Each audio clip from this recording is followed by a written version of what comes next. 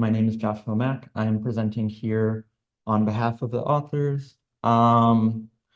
So the motivation from our group, broadly speaking, is we're coming at things from a very computer architecture point of view. And so for us, the history in this last presentation here was very informative, but from our perspective in the kind of recent era, neuromorphic architectures feel like they're at a very early stage. And as has kind of been seen throughout the conference, it's clear that a lot of the foundational principles are in place, but from our group's point of view, we think there's a lot of room to still explore and guide future architectures.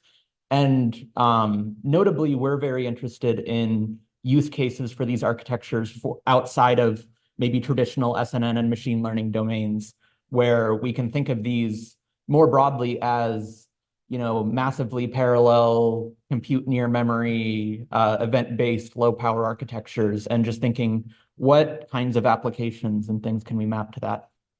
And so for the kinds of use cases we're interested in, our perspective is that there's a need for quality, open source, academically oriented simulation and emulation frameworks to start really enabling this architectural co-design within the broader academic research community. And so we have been developing an environment that looks to meet some of these needs as we see them, called RANC, a reconfigurable architecture for neuromorphic computing. And it aims to be a software and hardware ecosystem for designing and deploying algorithms to a certain class of neuromorphic hardware. I'll get into the architecture a little later. But we broadly have kind of a few users in mind. The first being kind of classical architecture people wanting to be able to really get down, fiddle with FPGA logic and making design changes to the behavior of neuron blocks, things like that. We're interested in helping out researchers who want to think about how to map things to neuromorphic hardware, how to take applications and decompose them, and maybe adjust the architecture so that their mappings can be more efficient. All of these things like that. And so RANC itself is composed of 3 core components. The first, so that we can still have some baseline ability to map SNNs, is a TensorFlow SNN front end. The kind of part we'll be talking about in the talk here today is our software simulator, just a C++ based simulator that has recently gained GPU acceleration support, so you can scale it up to much larger designs. And then an FPGA-based emulation platform that is architecturally identical to what the simulator is going for. And we think that it's important to have that full hardware and software architectural customization rather than just being given a fixed substrate to do your design on. And we've been able to previously show the benefits of this through a few different studies where we do things like optimize vector matrix multiplication and get a 50% reduction in the number of neurons required through being able to customize the architecture, or being able to map convolutional layers more efficiently, where we saw up to a 98.9% neuron reduction just by being able to change the number of axons and neurons present in the neuromorphic cores. Or for kind of a very non-traditional application we've been exploring recently, LDPC decoding, for in kind of forward error correction, maybe usable in IoT edge case domains. We've been able to get a 44% neuron reduction, all compared to kind of baseline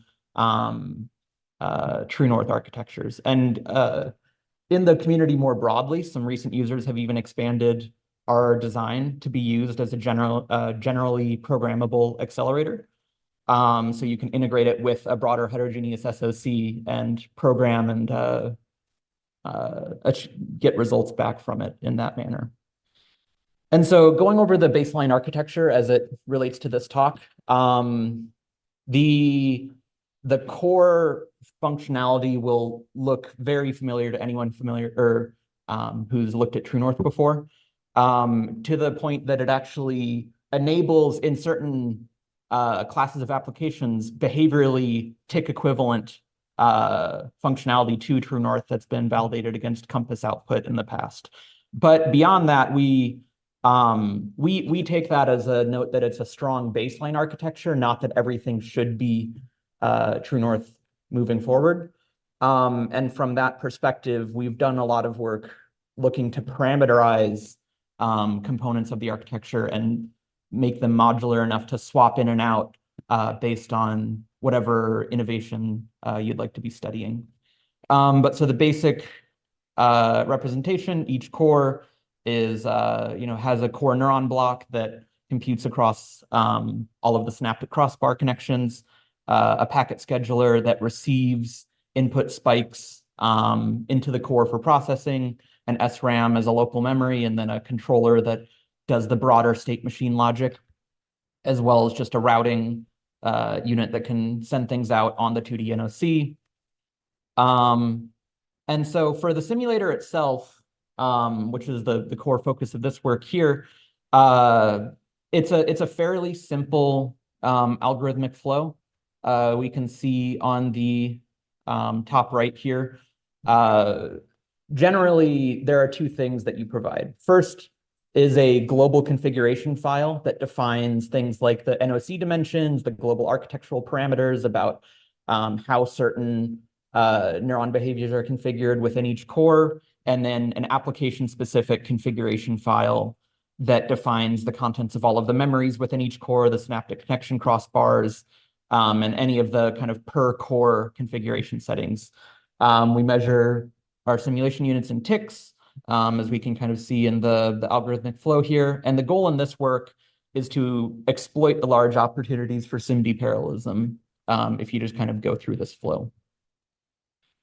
And so in any kind of in a classical GPU accelerated way, you start out with profiling each of the components. You can pretty quickly see that the core computation is all happening within this green for loop on the right, which accounts for the neuron block behavior within each core. So doing the actual leaky integrate and fire accumulation. And so for this work, we focused mostly on accelerating that, but then the kind of surrounding kernels all needed to be unrolled and replicated to keep those parallel instances fed. For the neuron block parallelization, we used three key approaches. First, since we're launching, our target is to launch on a GPU, the easiest one is just to launch all of the neuron computations within each core in parallel. Second is to expand that so that all of the cores themselves are being, again, run in parallel. And then the third is to implement a reduction tree approach for actually summing up the final neuron potentials within each time step. Going into some basic, the experimental results we looked at here. We evaluated our modified simulator on a few different applications. So just a simple MNIST SNN with 12, 128, and 512 core configurations, some vector matrix multiply kernels of 32 by 32, 50 by 50, and 60 by 60, and then a CFAR10 SNN. Finally, there's a column or a row here we refer to as true north reference. And effectively, this is a grid sized to be the same as true north, but not actually running any particular kernel, just running idle, and allowing all of the core simulation components to run. We evaluated on a University of Arizona HPC system. So the nodes each have AMD EPYC CPUs and then Tesla V100S GPUs. And just broadly speaking, we can say that the acceleration worked pretty well. The longest application here being the 512 core MNIST took 20,000 seconds or 5.6 hours on the serial CPU implementation before, and went down to 26 seconds on the GPU afterwards. And so just thinking a little bit about why are certain configurations faster than others. So the chart on the right here shows the speed up for each of our applications relative to the serial implementation. Broadly, the shorter lived applications have a number of overheads. They don't have the time to amortize the GPU overheads. And then the True North reference application, you would perhaps expect that to actually be the fastest speed up over the MNIST 512, given how little compute is going on there. But we attribute that due to the high number of threads being spawned in that case, as it's the highest number of architectural cores to simulate, you end up experiencing some serialization on the GPU itself. And then MNIST 512 being less than 4096 cores, but still having a decent amount of data to compute, ends up actually being our most effective application here. We have more analysis of the kernels themselves, but we'll leave that to the paper. And just to sum things up here before we head off to lunch, the conclusions from this work are that this grid level parallelism that we're able to exploit with the GPU here really enables simulation of much, much larger kernels than were previously possible with our architecture. And we're really excited that it will help us enable new degrees of rapid software-based architecture exploration ahead of then scaling to FPGA hardware changes. For future work, we're looking in a few different directions of architectural features we want to support. So, there's a number of other platforms being developed in the community. Maybe architectures like Luihi 2, we can learn a few tricks from with regards to their programmable ISAs or graded spikes. And then on the software front end, we would like to look at building compatibility with a lot of the frameworks the community here is comfortable with, like SNN Torch. But beyond that, we can end things here.